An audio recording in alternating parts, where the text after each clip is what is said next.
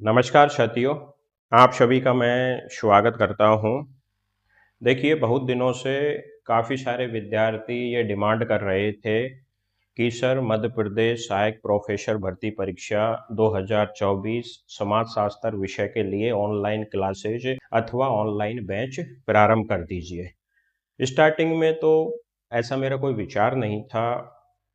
फिर बहुत सारे कैंडिडेट जिसमें से ऐसे भी हमारे साथी हैं जो पिछले कई वर्षों से मेरे साथ जुड़े हुए हैं, उनकी भी बार बार रिक्वेस्ट आई।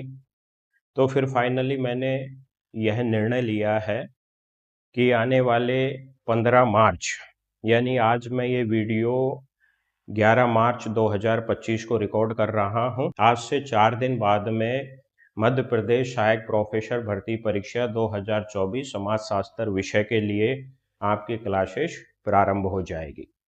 इन ऑनलाइन क्लासेज की रूपरेखा क्या रहेगी, किस तरीके से हम पढ़ाई करेंगे, कब तक आपका सिलेबस है वो कंप्लीट हो सकता है, और जो संभावित परीक्षा तिथि 1 जून 2025 बता रखी है, क्या वो आगे जाएगी या फिर आपकी जो तिथि है वो यही रहने वाली है। हम तमाम बिंदुओं के बारे में चर्चा करेंगे। उससे पहले इस परीक्षा को लेकर कुछ बेसिक इन्फॉर्मेशन है जिनके बारे में मैं चर्चा कर लेता हूं। देखो, सबसे पहली बात तो आप ये समझ जाइए कि 27 फरवरी 2025 से इस भर्ती परीक्षा के लिए ऑनलाइन फॉर्म भरे जा रहे हैं। चूंकि आज 11 मार्च 2025 है और इसकी अंतिम तिथि 26 मार्च है, ठीक है ना? तो आपके पास अभी भी पर्याप्त समय है, लगभग 15 दिन है। ऐसे कैंडिडेट जिन्होंने फॉर्म नहीं भरा है वो यहाँ पर फॉर्म भर सकते हैं। अगर फॉर्म भरने के लिए मैं एसेंशियल क्वालिफिकेशन की चर्चा करूं तो ऐसे कैंडिडेट जिनका नेट क्वालिफाई है और साथ ही उन्होंने अपना मास्टर डिग्री कर रखा है तो वो यहाँ पर फॉर्म भर सकते हैं। अभी 3-4 दिन पहले मध्य प्रदेश सेट का रिजल्ट आया है, तो बड़े सौभाग्य की बात है, हमारे साथ जुड़े हुए कई साथियों का सेट क्वालिफाई हो गया, तो वो भी यहाँ पर फॉर्म भर सकते हैं, ठीक है ना? फिर जिसके बाद में इसके अगर परीक्षा की रूपरेखा की मैं चर्चा करूं तो साथियों यहाँ पर दो पेपर होंगे। एक जो पहला पेपर है ना, वो जनरल नॉलेज का होगा और जिसमें टोटल 50 प्रश्न आएंगे। प्रत्येक प्रश्न है वो 4 नंबर का होगा। तो इस तरीके से जो जीके का पेपर है वो टोटल 200 नंबर का होगा। वहीं अगर मैं सब्जेक्ट की चर्चा करता हूं समाजशास्त्र की, तो समाजशास्त्र के टोटल 150 प्रश्न आएंगे, प्रत्येक प्रश्न 4 नंबर का रहेगा। इस तरीके से विषय का पेपर हो जाएगा 600 नंबर का। वहीं साथियों यहाँ पर जो साक्षात्कार होगा वो 100 नंबर का होगा। आपकी जो फाइनल मेरिट बनेगी वो टोटल 900 नंबर में से तैयार की जाएगी, ठीक है ना? ये परीक्षा की रूपरेखा हो गई। और ये दोनों पेपर अलग होंगे, ठीक है ना? जीके का पेपर है वो भी अलग सेशन में होगा और सब्जेक्ट का पेपर है वो भी अलग सेशन में होगा। इसमें एक इम्पोर्टेंट बात यह है कि प्रत्येक पेपर में मिनिमम 40% लाना जरूरी है। जैसे हम चर्चा करें कि जीके का पेपर 200 नंबर का होगा, तो इसमें से 80 नंबर आपको लाने ही पड़ेंगे, 40%, ठीक है? वहीं अगर हम सब्जेक्ट की चर्चा करें तो सब्जेक्ट का पेपर 600 नंबर का होगा, तो 6×4 = 24, यानी इसमें आपको 240 नंबर लाने पड़ेंगे। ये आवश्यक है। अगर कोई कैंडिडेट यूं सोचता है कि क्या वो दोनों पेपरों में 40% ले आए तो क्या वो क्वालिफाई, ऐसा नहीं है। प्रत्येक पेपर में सेपरेट उसको 40-40% लाने पड़ेंगे, ठीक है? और जो मेरिट बनेगी ना, वो मेरिट दोनों पेपर के आधार पर ही बनेगी। मतलब जो जीके के आपके नंबर होंगे 200 नंबर, वो भी मेरिट में काउंट होंगे, ठीक है? अब मैं संभावित तिथि की चर्चा करता हूं। तो जो परीक्षा की संभावित तिथि है वो है 1 जून 2025, ठीक है ना? और लगभग आधा मार्च है वो निकल चुका है, ठीक है? तो आपके पास समय बचता है, एक तो अप्रैल का महीना, एक मई का महीना और आधा ये मार्च। लगभग आपके पास 2.5 महीने का समय बचता है। देखो यहाँ पर एक थोड़ा-सा मेरा डाउट है, मैं कन्फर्म तो नहीं कह सकता, क्योंकि जो पिछली भर्ती आई थी ना, जब तक मैं ये वीडियो बना रहा हूँ, तब तक पिछली भर्ती यानी समाज शास्त्र के साक्षात्कार प्रारंभ नहीं हुए हैं। न ऐसी कोई ऑफिशियली इन्फॉर्मेशन आई है कि इस महीने में समाज शास्त्र के साक्षात्कार आयोजित किए जाएंगे।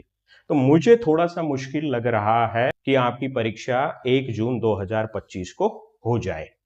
लेकिन फिर भी हमारा जो ऑनलाइन बैच है, इसमें हम जिस तरीके से क्लासेस का संचालन करेंगे, 1 जून 2025 मानकर ही आपको ऑनलाइन क्लासेस प्रोवाइड करवाई जाएगी। ये तो हो गई साहब कुछ बेसिक चीजें। अब देखो हम सिलेबस की चर्चा कर लेते हैं, ठीक है। यहां पर ये समझ लीजिए कि हमारी जो ऑनलाइन क्लासेस होगी ना, उसमें पहला यूनिट आपको कंप्लीट करवाया जाएगा। समझ जाना, पहले यूनिट में समाज शास्त्र की प्रकृति, basic concept, social structure, social group और सोशल इंस्टीट्यूशन, ये सारे टॉपिक हैं वो आपके कवर हो जाएंगे। उसी तरीके से हम दूसरे यूनिट की चर्चा करें, दूसरे यूनिट के सारे टॉपिक आपके कवर हो जाएंगे जितने भी हैं, चाहे सोशलाइजेशन हो गया, सोशल स्टेटिफिकेशन हो गया, सोशल चेंज हो गया और कंटेम्प्रेरी इश्यूज हो गए, ये सारे के सारे टॉपिक कवर हो जाएंगे। वहीं हम तीसरे यूनिट की चर्चा करें, समाजशास्त्रीय सिद्धांत, जिसमें सारे के सारे आपके कंप्लीट हो जाएंगे, जिसमें हम चाहे स्ट्रक्चर थ्योरी की चर्चा करें, चाहे हम फंक्शनलिज्म की चर्चा करें, सिंबॉलिक इंटरेक्शनिज्म की चर्चा करें, कॉन्फ्लिक्ट थ्योरी की चर्चा करें, या हम इंडोलॉजी की चर्चा करें, ठीक है। इंडोलॉजी में चाहे जीएस घुरिये या ड्यूमा की चर्चा करें, है ना, चाहे स्ट्रक्चर फंक्शनलिज्म की चर्चा करें, चाहे हम सबाल्टर्न की चर्चा करें। अब बी आर अम्बेडकर है ना, बी आर अम्बेडकर के अलावा सबाल्टर्न से मिस्टर ग्रामशी भी आता है और जिसके बाद में मिस्टर डेविड हार्डीमैन भी आता है, ठीक है। इन दोनों की क्लासेज भी आपको प्रोवाइड करवाई जाएगी। आप चाहो तो ग्रामशी हार्डीमैन पढ़ सकते हो, नहीं भी पढ़ सकते। वही मूल्यों के समाजशास्त्र की चर्चा करें तो मिस्टर राधा कमल मुखर्जी भी आपको कंप्लीट करवाया जाएगा। इनके अलावा जो मार्क्सवादी परिप्रेक्ष्य है ना, वो मार्क्सवादी परिप्रेक्ष्य भी आपका यहाँ पर कवर हो जाएगा। मार्क्सवादी परिप्रेक्ष्य में मिस्टर देसाई साहब की चर्चा करें या फिर हम डीपी मुखर्जी साहब की चर्चा करें, वो भी आपके कवर हो जाएंगे। जिसके बाद में हम चौथे यूनिट की चर्चा करें, मेथोडोलॉजी पद्धति शास्त्र की, ये चौथा यूनिट भी आपका कवर हो जाएगा, ठीक है ना। उसके बाद में हम प्रकार्यवाद की चर्चा करें, जिसमें हम फंक्शनलिज्म या नियो फंक्शनलिज्म की चर्चा करें, मिस्टर अलेक्जेंडर हैबरमास, अल्थुजर की चर्चा करें, ये आपके कवर हो जाएंगे।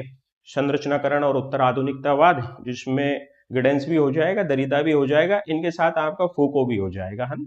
यहाँ पर ये मिशिंग कर रखा है फूको। जिसके बाद में कंटेम्प्रेरी इशू, जिसमें क्षेत्रीय विषमता, मलिन बस्तियां, सस्टेनेबल डेवलपमेंट, टोटल आपके जो सस्टेनेबल डेवलपमेंट के टारगेट थे ना, वो 17 टारगेट थे और इसके जो उप लक्ष्य थे वो 169 थे, ठीक है ना। ये भी आपके क्या हो जाएंगे, कवर हो जाएंगे। जिसके बाद में विचलन से संबंधित मुद्दे, चाहे हम करप्शन की चर्चा करें, अपराध वगैरह की चर्चा करें, सारे के सारे टॉपिक आपके कवर हो जाएंगे। जिसके बाद में हम ग्रामीण समाज शास्त्र की चर्चा करें, ग्रामीण समाज शास्त्र से जैसे गांव से नगर की ओर की चर्चा करें, ठीक है, बंधुआ मजदूरी की चर्चा करें और पीजेंट अनरेस्ट की चर्चा करें, कृषक असंतोष की चर्चा करें या पीजेंट मूवमेंट की हम चर्चा करें, ये सारे के सारे टॉपिक हैं वो आपके कवर हो जाएंगे, ठीक है ना। जिसके बाद में उद्योग समाज की चर्चा करें, ये भी आपके कवर हो जाएंगे। और फिर विकास के समाज शास्त्र की चर्चा करें या जनसंख्या एवं समाज की चर्चा करें, ये भी आपके कवर हो जाएंगे। अब मुद्दे की बात यह है, समझ जाना, क्योंकि भाई मैं रहने वाला हूं राजस्थान जयपुर का, मेरा जो ज्यादातर एजुकेशन हुआ है ना वो राजस्थान में ही हुआ है। चाहे मैं अपने मास्टर डिग्री की चर्चा करूं, चाहे एमफिल की चर्चा करूं, चाहे डॉक्टरेट वगैरह की चर्चा करूं, और हमारे समाज शास्त्र में जब कभी हम पढ़ते हैं तो ये प्रस्पेक्ट, जो सोशल प्रस्पेक्ट है एमपी का, ये सिलेबस में नहीं होता है, अमूमन नहीं होता है। यूं मान सकते हैं कि ऐसा कैंडिडेट जो मध्य प्रदेश से ताल्लुकात रखता है वही इन सारी चीजों को पढ़ पाता है। जिसमें हम मध्य प्रदेश की पंचायती राज व्यवस्था की चर्चा करें या मध्य प्रदेश की ट्राइबल्स की चर्चा करें या ट्राइबल कल्चर की चर्चा करें और नॉन प्रॉफिट ऑर्गेनाइजेशन, वहाँ के लोकल एनजीओ की चर्चा करें या डेमोग्राफी ऑफ एमपी की चर्चा करें, ये सारी चीजें मैंने नहीं पढ़ी है। तो ध्यान रखना, आपका ये जो 10वां यूनिट है ना, ये 10वां यूनिट मेरे द्वारा नहीं पढ़ाया जाएगा। और मेरे द्वारा क्या, ऐसा शिक्षक जो आउट ऑफ एमपी है वो भी इस टॉपिक को नहीं पढ़ा सकता। अगर वो पढ़ाएगा तो फिर फॉर्मेलिटी पर करेगा, और मुझे ऐसा लगता है कि आपकी बहुत बड़ी एग्जाम है, सहायक प्रोफेसर की, फॉर्मेलिटी से काम नहीं चलेगा। तो 10वां यूनिट को हम बिल्कुल नहीं पढ़ेंगे। उसके अलावा अगर मैं 90वें यूनिट की चर्चा करूं, जिसके बाद में मैं 8वें यूनिट की चर्चा करूं, छठे और 7वें यूनिट की चर्चा करूं, इन टॉपिक्स में से कुछ एक क्लासेज ऐसी होंगी जिनके आपको केवल नोट्स प्रोवाइड करवाए जाएंगे, उनके ऊपर वीडियो क्लासेस बनाना पॉसिबल नहीं है। देखो, आपके जो मेजर यूनिट की चर्चा करता हूं ना, जिनका विशेष योगदान रहता है, पहली यूनिट के पीडीएफ और वीडियो आपको मिल जाएंगे, दूसरी यूनिट के पीडीएफ और वीडियो आपको मिल जाएंगे, तीसरी यूनिट के पीडीएफ वीडियो, चौथी यूनिट के पीडीएफ और वीडियो, पांचवी यूनिट के भी पीडीएफ या वीडियो। यहां पर कुछ एक टॉपिक ऐसे हैं कि जैसे हम पंचायती राज व्यवस्था की चर्चा, तो मुझे लगता है कि इस पे क्लास बनाने की आवश्यकता नहीं, मतलब वीडियो बनाने की आवश्यकता नहीं है। इसमें से ज्यादातर मोस्टली जो क्वेश्चन पूछे जाते हैं वो फैक्ट पर आधारित होते हैं। तो नोट्स अगर सारगर्भित दे दिए जाए, एग्जाम ओरिएंटेड भी हो, तो वो पढ़े जा सकते हैं। ठीक है ना। और जिसके बाद में हम चर्चा करें, जैसे हम औद्योगिकरण की चर्चा करें या शिक्षा के निजीकरण की चर्चा करें, तो इन ये जो टॉपिक है ना, जो फैक्ट पर आधारित है, उस कंसेप्ट की तो क्लास बनाना जरूरी होता है। जैसे हम मॉडर्निज्म की चर्चा करें, पोस्ट मॉडर्निज्म की चर्चा करें, स्ट्रक्चरलिज्म की चर्चा करें, पोस्ट स्ट्रक्चरलिज्म की चर्चा करें, functionalism, neo functionalism, Marxism, neo Marxism, भाई इनका तो कंसेप्ट क्लियर होना ही पड़ेगा, इसके लिए क्लास बनानी ही पड़ेगी। लेकिन जो फैक्ट पर आधारित है उनके केवल आपको पीडीएफ प्रोवाइड करवाए जाएंगे। ठीक है। जैसे हम सतत विकास की चर्चा करें या भारत में जनसंख्या वितरण की चर्चा करें, तो ये फैक्ट पर आधारित होते हैं। ठीक है, इन पर क्लासेस ना बनाओ, तब भी अगर आसान भाषा में नोट्स हो तो वो पढ़े जा सकते हैं। जैसे हम आयु लिंग संरचना की चर्चा करें, ठीक है ना। तो मतलब कुल मिलाकर आप ये समझ जाइए, देखो मैं आपको बताता हूं, सार आपको बता देता हूं। टोटल आपके 10 यूनिट है, 10वां यूनिट में बिल्कुल नहीं पढ़ाऊंगा, बचे हुए 9 यूनिट, 9 यूनिट में से 80%, 80% जो सिलेबस है उसके वीडियो और पीडीएफ मिल जाएंगे, और बचा हुआ जो 20% सिलेबस है ना, उसके केवल और केवल आपको क्या मिलेंगे, पीडीएफ मिलेंगे। और हम 1 जून 2025 को टारगेट मानकर ही तैयारी करेंगे। अब याद रखना, ये भी मैं आपको क्यों प्रोवाइड करवा पा रहा हूं, वैसे तो सिलेबस इतना बड़ा है, अगर हम नए सिरे से क्लासेस बनाए तो संभव ही नहीं है। मैं इसलिए बना पा रहा हूं क्योंकि मैंने आरपीएससी असिस्टेंट प्रोफेसर का बैच चलाया था। ठीक है ना। पहला यूनिट, दूसरा यूनिट, तीसरा यूनिट और चौथा यूनिट और पांचवें यूनिट के कुछ टॉपिक आरपीएससी असिस्टेंट प्रोफेसर के सिलेबस में है, मतलब नोट्स और क्लासेस मेरे पास है।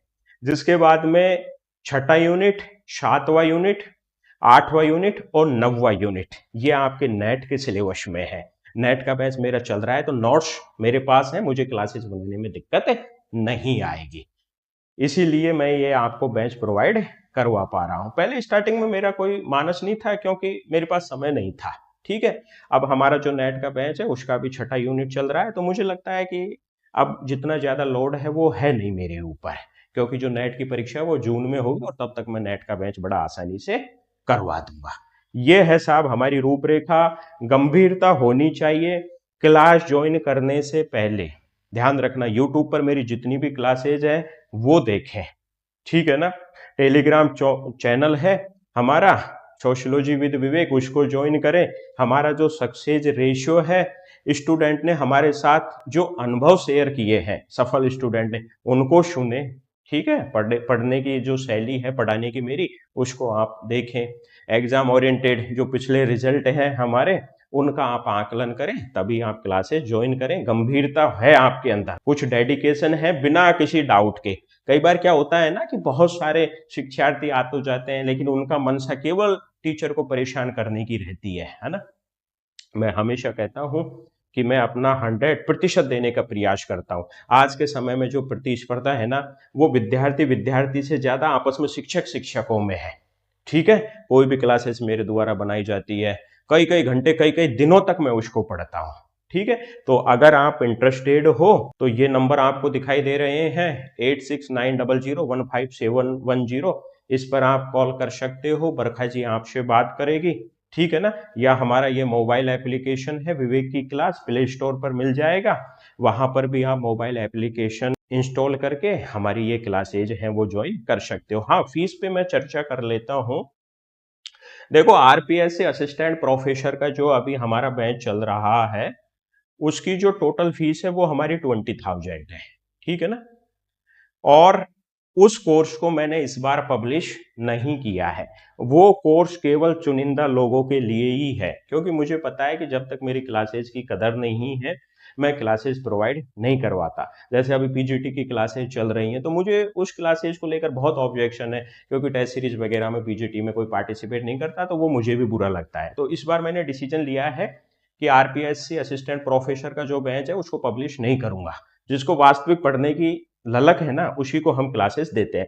रही बात एमपी वाली, चूंकि आपका एक पेपर है और समय कम है, मुझे पता है एग्जाम 1 जून को नहीं होगी, लेकिन फिर भी हम 1 जून को मानकर ही चलते हैं। समय कम है तो स्टार्टिंग में हम 50% का डिस्काउंट करते हुए आपकी जो टोटल फीस है ना वो 10,000 है। और मुझे लगता है कि एक शिक्षक इतनी मेहनत करता है तो इतना तो मेहनताना उसका बनता है, ठीक है। एग्जाम पास में है, इसीलिए यहाँ पर जो हमने फीस रखी है वो 10,000 रखी है ना।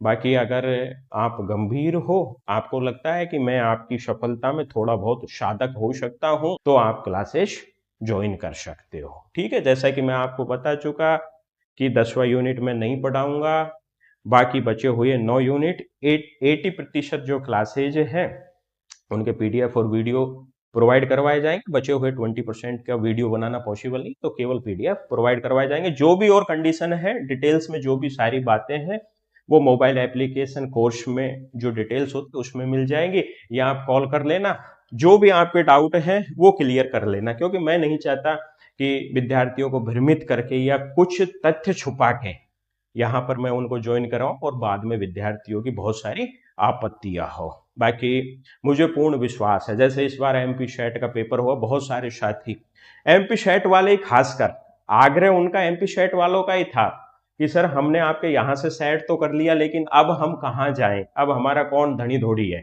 ना। तो उन्हीं के लिए मैंने ये सोचा क्लासेस प्रारंभ की जाए तो क्यों ना सभी को दी जाए, ठीक है ना।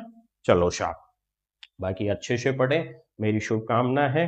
माँ शारदा आपकी प्रत्येक मनोकामना पूर्ण करे। Thank you.